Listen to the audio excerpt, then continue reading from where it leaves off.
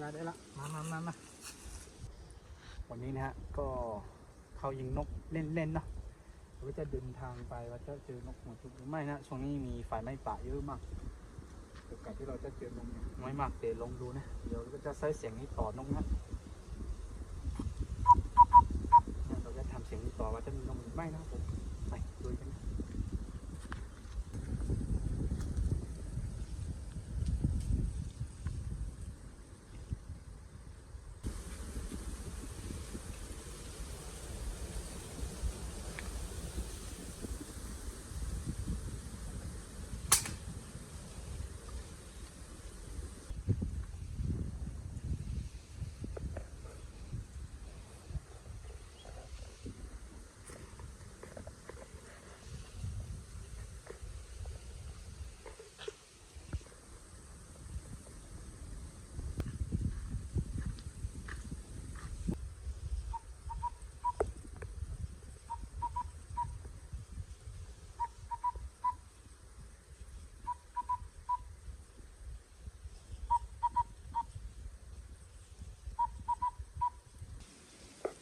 ผลไม้อะไรนะไม่รู้นะแต่กินได้นะ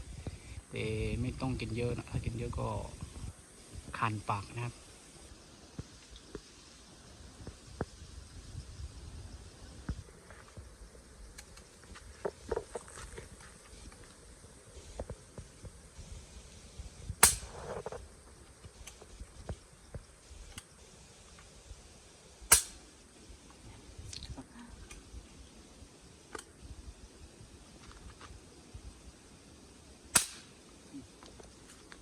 ได้ละมา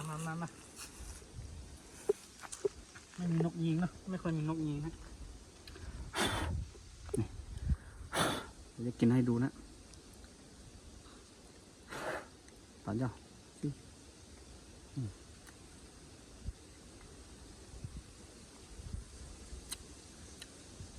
อร่อยมาก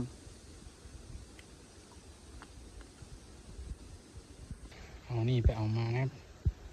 ไปให้น้องลิงกินนะครับผมนี่นะครับ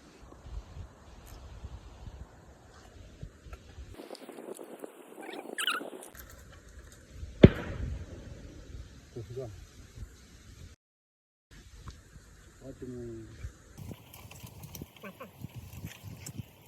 ได้มานะครับ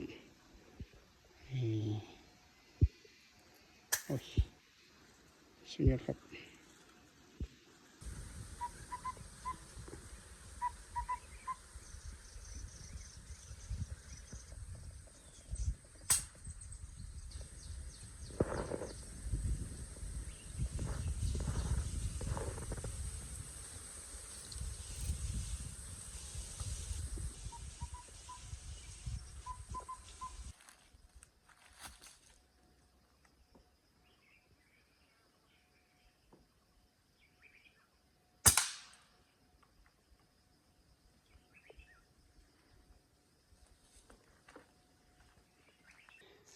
เมื่อกี้ลงมาตรงนี้มานะครับ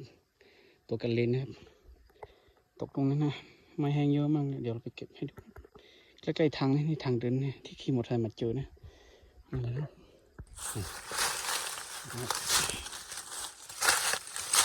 ใกล้ตรงนี้เลยนี่โอ้สุดยอดครับกันเลนนะครับโดนท้องเลยโดนคอเลยนะครับใกล้ๆทางเลยครับสุดยอดครับ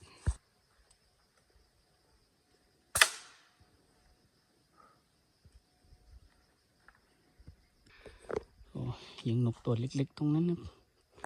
นี่ตกในทางเลยนะสุดยอดครับหัวเลยนะ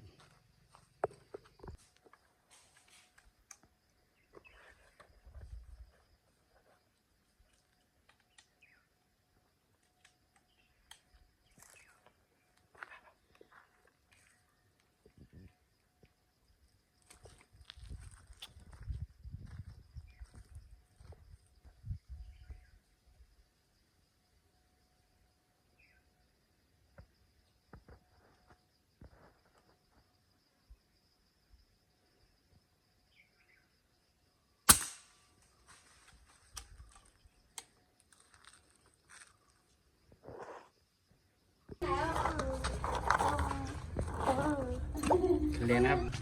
นี่เดี๋ยวไปให้น้องลิงกินนะครับเอาไปเลยนะครับนี่นะครับดูเอาให้น้องลิงกินนะครับไม่รู้ว่าน้องลิงจะกินหรือไม่ครับดูมากินปะอาจจะน้องลิงอาจจะไม่เคยกินนะครับโอ้กินอยู่แต่ตัวนี้ค่อนข้างที่จะกัดปากเนาะมา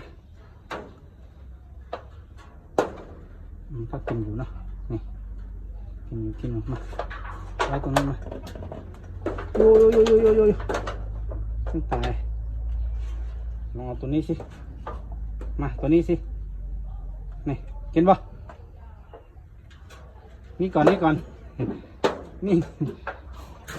น้องหมีชอบตัวนี้นะชอบตัวดำๆนี้นะตัวนี้อาจจะไม่ค่อยชอบวางลงไป